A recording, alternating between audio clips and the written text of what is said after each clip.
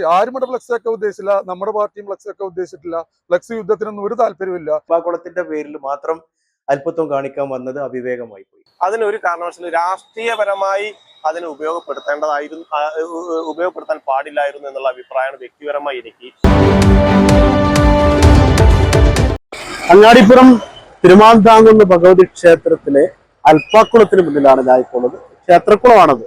ഈ ക്ഷേത്രക്കുളത്തിന്റെ നവീകരണം, അതായത് കാലാകാലങ്ങളിൽ ക്ഷേത്രത്തിൽ മാലിന്യം നിറയാറുണ്ട്, അത് ശുചീകരിക്കാറുണ്ട്.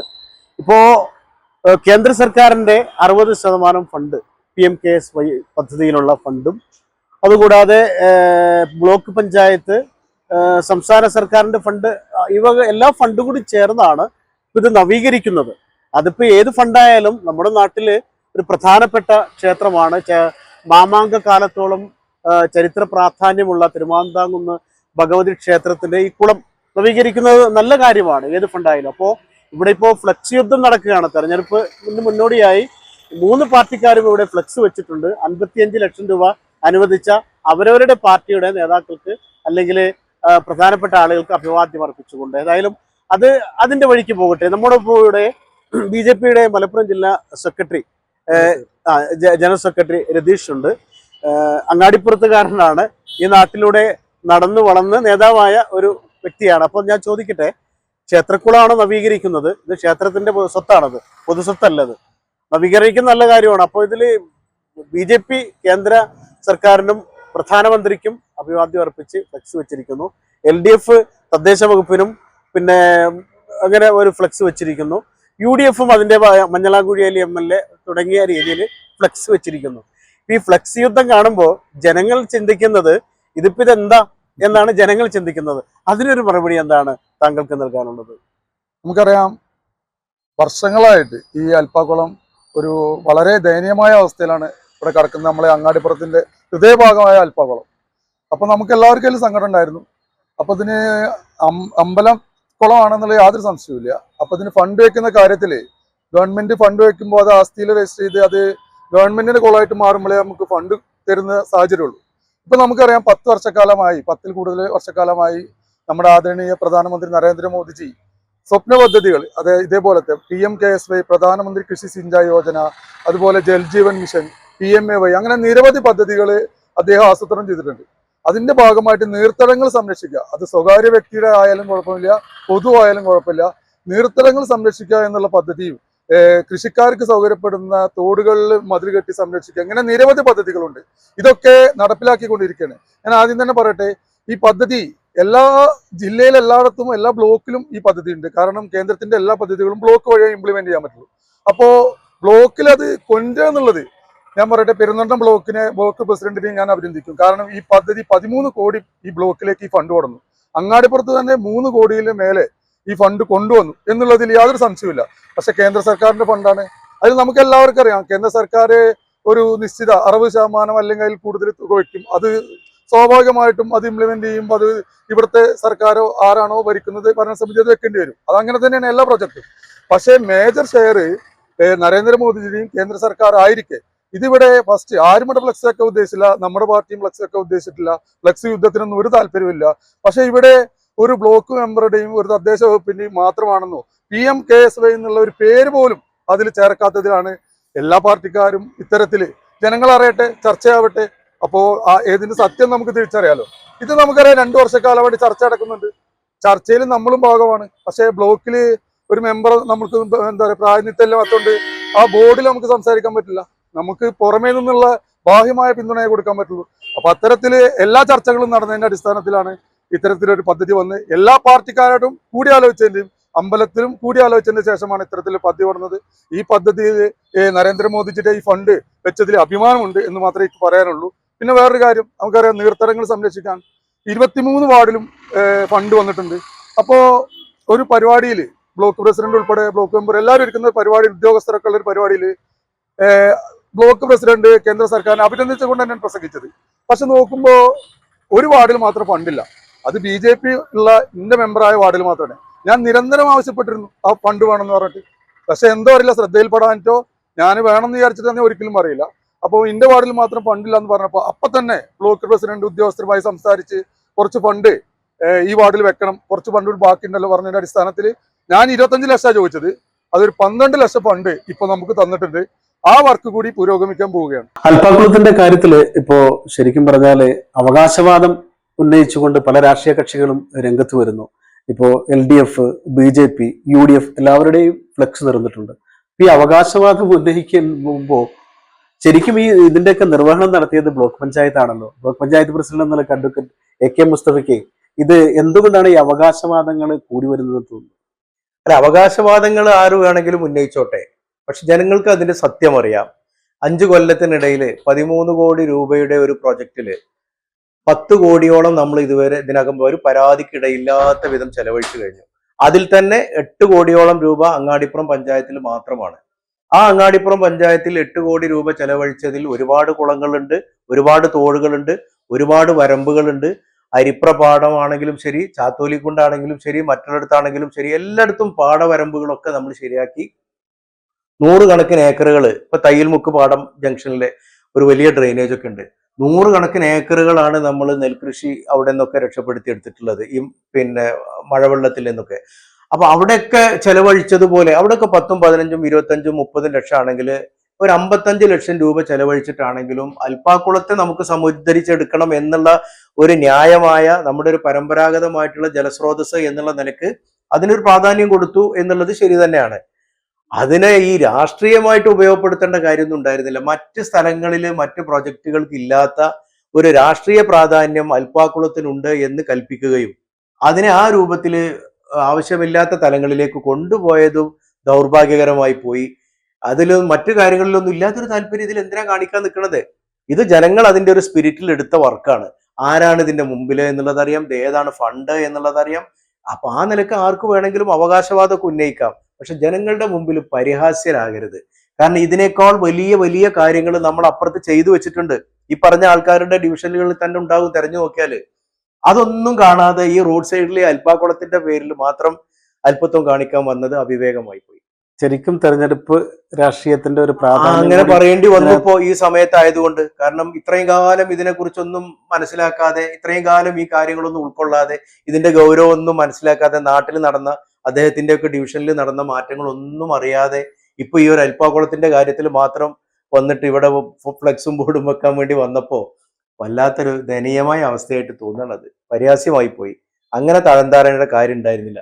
തീർച്ചയായും ഡോക്ടർ AK മുസ്തഫ, അതായത് ഇക്കാര്യത്തിലൊക്കെ നീർത്തട സംരക്ഷണ യാത്ര എന്ന് പറഞ്ഞാൽ PMKSY പദ്ധതിയിലെ നീർത്തട സംരക്ഷണവുമായി ബന്ധപ്പെട്ട് ഒട്ടേറെ കുളങ്ങൾ നവീകരിച്ചിട്ടുണ്ട്. സ്വകാര്യ വ്യക്തികളുടേതായാലും പൊതു ഇടങ്ങളിലായാലും നീർത്തട സംരക്ഷണവുമായി ബന്ധപ്പെട്ട് ഒട്ടേറെ എന്ന് പറഞ്ഞാൽ നമുക്ക് ഒരുപക്ഷെ എണ്ണിത്തീരാവുന്നതിനപ്പുറം പദ്ധതികൾ കേന്ദ്രാവിഷ്കൃത പദ്ധതിയുടെ ഭാഗമായി ഈ ബ്ലോക്ക് പഞ്ചായത്ത് നിർവഹണ ഏജൻസിയായി നടപ്പാക്കിയിട്ടുണ്ട്. അപ്പോൾ ഇദ്ദേഹം പറഞ്ഞതുപോലെ മാത്രമല്ല, നേരത്തെ BJPയുടെ ജില്ലാ ജനറൽ സെക്രട്ടറിയും അവിടുത്തെ പഞ്ചായത്ത് വാർഡ് മെമ്പറുമായ രതീഷ് പറഞ്ഞ ഒരു കാര്യം കൂടിയുണ്ട്. ഇക്കാര്യത്തിൽ രാഷ്ട്രീയം കലർത്താൻ ശ്രമിച്ചതുകൊണ്ട് മാത്രമാണ് അവിടെ ഫ്ലെക്സുകൾ കൂടുതൽ നിരന്നതെന്ന് അദ്ദേഹം പറയുകയുണ്ടായി. അപ്പോൾ വിശ്വാസത്തിന്റെ കാര്യത്തിൽ, ഒരു പവിത്രമായ ക്ഷേത്രത്തിന്റെ കുളവുമായി ബന്ധപ്പെട്ട കാര്യത്തിലുണ്ടാകുന്ന ഇത്തരം വിവാദങ്ങൾ ഒരിക്കലും ഭൂഷണമല്ല. അതൊക്കെ ജനങ്ങൾക്ക് ഒരു തമാശയായിട്ട് തോന്നുന്ന ഒരു വിഷയമായി മാറും. പ്രത്യേകിച്ച് തദ്ദേശ തെരഞ്ഞെടുപ്പ് വരികയാണ്. ഈ സമയത്തുണ്ടാകുന്ന ഇത്തരം തമാശകൾ ജനങ്ങൾ എങ്ങനെ എടുക്കുമെന്ന് കൂടി ബന്ധപ്പെട്ട, അതായത് ഏറ്റവും ബഹുമാനത്തോടെ എല്ലാവരും ഓർമ്മിപ്പിക്കുകയാണ്, ബന്ധപ്പെട്ട രാഷ്ട്രീയ കക്ഷി നേതാക്കൾ കൂടി മനസ്സിലാക്കിയിരിക്കേണ്ടതാണ്, അറിഞ്ഞിരിക്കേണ്ടത്. ഏതായാലും ഇത്തരം കാര്യങ്ങളിൽ ചടുല വേഗത്തിൽ എല്ലാ കാര്യത്തിലും നിർവഹണത്തില് എന്താ പറയാ, ജനങ്ങൾ പ്രതീക്ഷിക്കുന്നതിനപ്പുറം കൊടുക്കാൻ കഴിഞ്ഞ അഡ്വക്കേറ്റ് AK മുസ്തഫയുടെ നേതൃത്വത്തിലുള്ള ഈ ബ്ലോക്ക് പഞ്ചായത്ത് ഭരണസമിതിയെ പ്രത്യേകം അഭിനന്ദിക്കാൻ ഈ അവസരം ഞാൻ ഉപയോഗിക്കുകയാണ്. അൽപ്പാക്കുളം, അങ്ങാടിപ്പുറം അൽപ്പാക്കുളവുമായി ബന്ധപ്പെട്ട് ഇപ്പോ UDFും LDFും BJPയും അവിടെ വലിയ ഫ്ലെക്സ് ബോർഡൊക്കെ അടിച്ചു വെച്ചിട്ടുണ്ട്. അപ്പൊ ജനങ്ങൾ പൊതുവെ പറഞ്ഞത് ശരിക്കും ഈ അൽപ്പാക്കുളം ആരാണ് നവീകരിക്കണമെന്ന രീതിയിൽ ജനങ്ങളൊക്കെ ഇങ്ങനെ സംസാരിച്ചത്. അപ്പോൾ ഞങ്ങൾ ഓരോരുത്തരുടെ അഭിപ്രായം തേടി, BJPയുടെ അഭിപ്രായം തേടി, ബ്ലോക്ക് പ്രസിഡന്റ് ഡോക്ടർ AK മുസ്തഫയുടെ അഭിപ്രായം തേടി. അപ്പോൾ അവരൊക്കെ അവരുടേതായ അഭിപ്രായങ്ങൾ പറഞ്ഞിട്ടുണ്ട്. ഈ അൽപ്പാക്കുളം നവീകരിക്കുന്നതിൽ 60% ഫണ്ട് കേന്ദ്ര ഗവൺമെന്റിൻ്റെതാണ് എന്ന രീതിയിലാണ് രണ്ടു കൂട്ടരും പറഞ്ഞിട്ടുള്ളത്. അപ്പോൾ LDFന്റെ ഫണ്ടിന്റെ കാര്യത്തിലൊക്കെ അവരാണ് അഭിപ്രായം പറയേണ്ടതെന്ന് പറഞ്ഞു. അപ്പോൾ അൽപ്പാക്കുളം നവീകരണവുമായി ബന്ധപ്പെട്ട് താങ്കൾ അവിടുത്തെ ഡിവിഷൻ മെമ്പറാണ്. താങ്കളുടെ അഭിപ്രായം കൂടി ഒന്ന് അറിയേണ്ടതുണ്ട്. ജനങ്ങൾക്ക് അറിയാനുള്ള ആഗ്രഹമുണ്ട്. അഭിപ്രായം ഒന്ന് പറയാം. ഞാൻ എൻ്റെ ചെറുപ്പകാലം മുതലേ കാണാറുള്ള ഒരു കുളമാണ്. ഞാൻ ജനിച്ചു വളർന്ന നാടും അങ്ങാടിപ്പുറമാണ്. അങ്ങാടിപ്പുറത്തിന്റെ ആ കുളം അങ്ങാടിപ്പുറം നിവാസികളായിട്ടുള്ള ഓരോരുത്തരുടെയും ഒരു ചിരകാല അഭിലാഷമാണ് ആ കുളം ഒന്ന് നന്നാവുക എന്നുള്ളത്. അത് നന്നാവുക, അതിനൊരു അവസരം കിട്ടുന്ന സമയത്ത് അതിനെ പരമാവധി ഉപയോഗപ്പെടുത്തുക എന്നുള്ള രീതിയിലേക്കാണ് ഞാനടക്കമുള്ള ആളുകൾ ചെയ്തിട്ടുള്ളത്. ഏകദേശം ഒരു 2-2.5 വർഷം മുമ്പാണ് ഒരു പദ്ധതി പെരുന്നാൾ ബ്ലോക്ക് പഞ്ചായത്തിലേക്ക് വരികയും ആ പദ്ധതിയെ ഉപയോഗപ്പെടുത്തി എങ്ങനെ നമുക്ക് ഈ രീതിയിലേക്ക് ഇതിനെ നടപ്പിലാക്കാൻ സാധിക്കും എന്നുള്ളതിനെ കുറിച്ചിട്ടാണ് ഞാൻ ആദ്യം തന്നെ അതിലൊരു പഠനം നടത്തിയത്. അത് നമ്മുടെ തിരുമാതാംകുന്ന് ക്ഷേത്രത്തിന്റെ ആസ്തിയിൽ ഉൾപ്പെടുന്നതാണെന്നും മറ്റ് തദ്ദേശ സ്വയംഭരണ സ്ഥാപനങ്ങളുടെ ഫണ്ട് ഉപയോഗപ്പെടുത്തിക്കൊണ്ട് അതിനകത്ത് നമുക്ക് ഫണ്ട് വെക്കാൻ കഴിയില്ല എന്നുള്ളതുമാണ് ആദ്യം തന്നെ മനസ്സിലാക്കിയത്. പക്ഷെ ഗുണഭോക്തൃ വിഹിതത്തോടു കൂടി നമുക്ക് പദ്ധതികൾ നടപ്പിലാക്കാൻ കഴിയുന്ന പദ്ധതികൾ നമ്മുടെ ബ്ലോക്ക് പഞ്ചായത്തിലേക്ക് വരിക വെറുതെ സ്വാഭാവികമായി വന്നതല്ല. നിരവധിയായിട്ടുള്ള പദ്ധതികൾ നമ്മുടെ കേരള സർക്കാരുകളുടെ കൈവശമുണ്ട്. അതിനെ ഒരു തദ്ദേശ സ്വയംഭരണ സ്ഥാപനത്തിലേക്ക് കൊണ്ടുവരിക, നമ്മൾ പ്രതിനിധീകരിക്കുന്ന പ്രദേശത്തേക്ക് കൊണ്ടുവരിക എന്നുള്ളതാണ് ഓരോ ജനപ്രതിനിധിയുടെയും കഴിവും ഉത്തരവാദിത്വവും എന്ന് ഞാൻ മനസ്സിലാക്കുന്നു. അങ്ങനെയാണ് ഈ പദ്ധതിയെ ഉപയോഗപ്പെടുത്തിക്കൊണ്ട് 13 കോടി രൂപയാണ് അങ്ങാടിപ്പുറം, കീഴാറ്റൂര്, അതുപോലെ തന്നെ പുഴക്കാട്ടി പഞ്ചായത്തുകളിൽ ബ്ലോക്ക് പഞ്ചായത്ത് നടപ്പിലാക്കുന്നതിന് വേണ്ടി തീരുമാനിച്ചിട്ടുള്ളത്. അതിൽ ഏറ്റവും കൂടുതൽ തുക ചെലവഴിച്ചിട്ടുള്ളത് എന്റെ ഡിവിഷനിലാണ്, അങ്ങാടിപ്പുറം ഡിവിഷനിലാണ്. ഞാൻ ജനപ്രതിനിധീകരിക്കുന്ന ഡിവിഷനിലാണ്. അതിന് നമുക്ക് ചെയ്യാൻ സാധിച്ചത് എവിടെയാണ് ഈ ഫണ്ട് വിനിയോഗിക്കേണ്ടത് എന്നുള്ളതിനെ കുറിച്ചുള്ള പഠനം നടത്തി ആ ഫണ്ട് ആവശ്യമുള്ളത് എത്രയാണ് എന്നുള്ളത് കണ്ടെത്തി ഭരണസമിതിക്കകത്ത് അവതരിപ്പിച്ച് അതിന് അംഗീകാരം വാങ്ങിക്കുക എന്നുള്ളതാണ്. നിങ്ങൾ നോക്കൂ, ഈ ഭരണസമിതിയിലെ വെച്ച് അംഗീകാരം എന്റെ പ്രദേശത്തിനകത്ത് കൊണ്ടുവരുന്നതിന് വേണ്ടി ഞാൻ തന്നെയല്ലേ അതിന് തയ്യാറെടുപ്പ് നടത്തുക? അല്ലെങ്കിൽ പിന്നെ മറ്റ് ഒരു പ്രദേശത്തിനകത്തെ വാർഡ് മെമ്പർ വന്നത് ചെയ്യൂ? അങ്ങനെ കൊണ്ടുവന്നുള്ള നിരവധിയായിട്ടുള്ള പദ്ധതികളിൽ ഒന്നാണ് അൽപ്പാക്കുളം നവീകരണം എന്നുള്ളത്.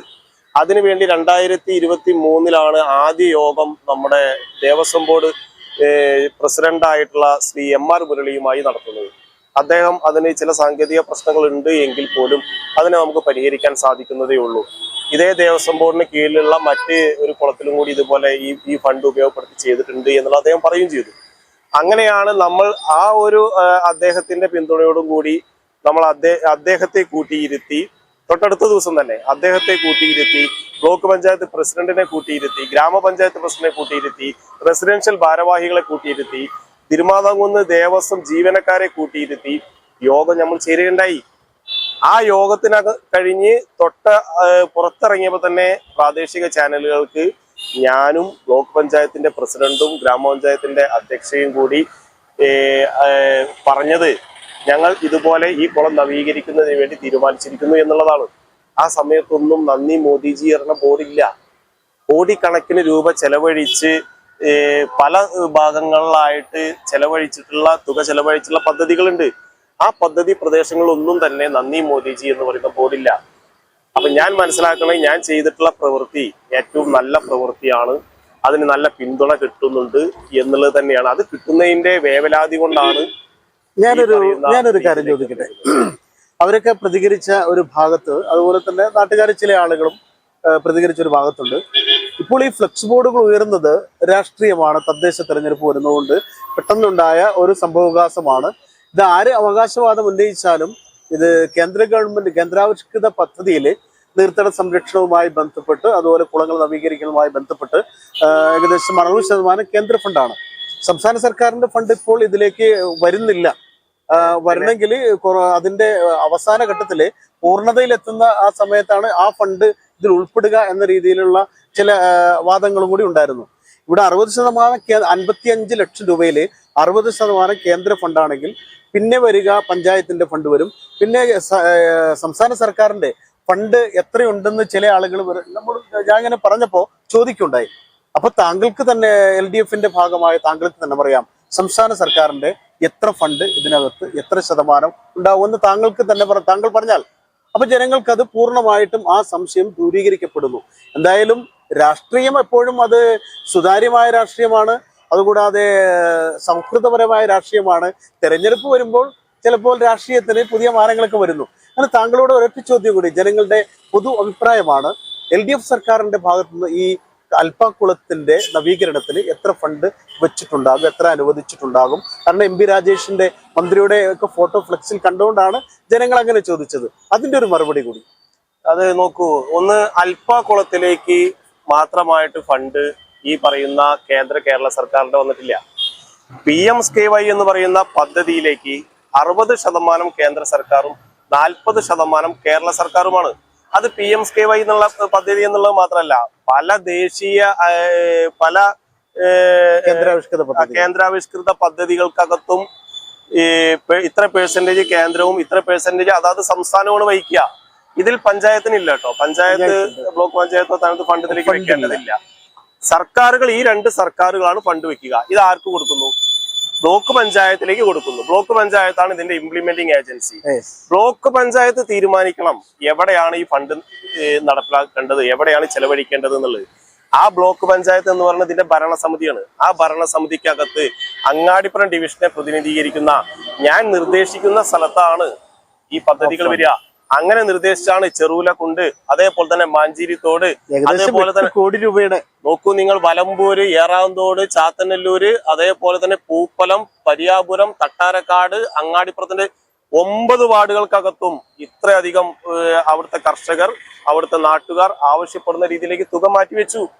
നിരവധിയായിട്ടുള്ള കുളങ്ങൾ, പുലിയിലെ കുളം അടക്കമുള്ള നിരവധിയായിട്ടുള്ള കുളങ്ങൾ നവീകരിച്ചു. അവിടെയൊന്നും ഈ പറയുന്ന നന്ദി മോദിജി എന്ന ബോർഡ് കണ്ടിട്ടില്ല. എന്തുകൊണ്ടാണ് അങ്ങാടിപ്പുറത്ത് ഇങ്ങനെ വരുന്നത്? അത് രാഷ്ട്രീയ താല്പര്യമാണ്. അതിനൊരു കാരണവശാലും രാഷ്ട്രീയപരമായി അതിനെ ഉപയോഗപ്പെടുത്താൻ പാടില്ലായിരുന്നു എന്നുള്ള അഭിപ്രായമാണ് വ്യക്തിപരമായി എനിക്ക്. നമ്മുടെ നാട്ടിൽ എല്ലാവരും ആഗ്രഹിക്കുന്ന ഒരു വികസനമാണ് വരുന്നത്. എല്ലാവരും കൂടെ നിന്ന് കൂട്ടുത്തരവാദിത്വത്തോടു കൂടി അത് ചെയ്യുക എന്നുള്ളതാണ് അതിൻ്റെ ഒരു ശരി എന്നുള്ളതാണ് ഞാൻ മനസ്സിലാക്കുന്നത്. എന്തായാലും block panchayat Angadipuram division member Dileep പറഞ്ഞ ഒരു പ്രധാനപ്പെട്ട കാര്യം വളരെ പ്രധാനമാണ്. ഈ വികസനത്തില് രാഷ്ട്രീയമൊന്നും വേണ്ട, എല്ലാവരും ഒത്തൊരുമിച്ച് നമ്മുടെ നാടിന് വേണ്ടി ചെയ്യുന്നതെല്ലാം നാടിന്റെ അസറ്റാണ്, നാടിന് വേണ്ടിയുള്ളതാണ്. അപ്പോൾ അക്കാര്യത്തിൽ രാഷ്ട്രീയമൊന്നും വേണ്ട. പിന്നെ ഇതൊക്കെ രാഷ്ട്രീയം എല്ലാവർക്കും ഉണ്ട്. ഇതൊക്കെ അദ്ദേഹം പറഞ്ഞു വെച്ചതുപോലെ ഫ്ലെക്സ് അടിച്ചതുമായി ബന്ധപ്പെട്ട് നന്ദി പ്രകാശിപ്പിക്കലൊക്കെ രാഷ്ട്രീയമല്ലേ എന്ന് അദ്ദേഹം ചോദിക്കുമ്പോൾ അതൊക്കെ ജനങ്ങളാണ് തീരുമാനിക്കേണ്ടത്. എനിക്കത് പറഞ്ഞു വെക്കാൻ പറ്റില്ല. എന്തായാലും അദ്ദേഹത്തിന്റെ അഭിപ്രായവും വളരെ പ്രധാനമാണ്. താങ്കളുടെ അഭിപ്രായത്തിന് വളരെ വില കൽപ്പിക്കുന്നു. Thank you. ഇനി അപ്പോൾ അൽപ്പാക്കുളം നവീകരിക്കുന്ന കാര്യത്തില് അത് ഏത് ഫണ്ടാണെങ്കിലും നല്ല കാര്യമാണ്. തിരുമാന്താംകുന്ന് ഭഗവതിയുടെ ക്ഷേത്രത്തിലെ കുളമാണ്. അതേതായാലും നവീകരിക്കപ്പെടട്ടെ. പക്ഷേ ഫ്ലക്സ് യുദ്ധത്തെ കുറിച്ച് കണ്ടപ്പോൾ നാട്ടുകാർക്ക് കൗതുകം ഉണ്ടാകും. രസകരമായ രീതിയിലാണ് എല്ലാ പാർട്ടിക്കാരും അവരവരുടെ പാർട്ടിക്ക് അഭിവാദ്യം അർപ്പിച്ചു. ഇപ്പോൾ BJPയുടെ നേതാവ് പറഞ്ഞത്, രതീഷ് പറഞ്ഞത്, അതായത് ഒരു പാർട്ടിയുടെ ഒരു ബ്ലോക്ക് മെമ്പർ ഫ്ലക്സ് വെച്ചു.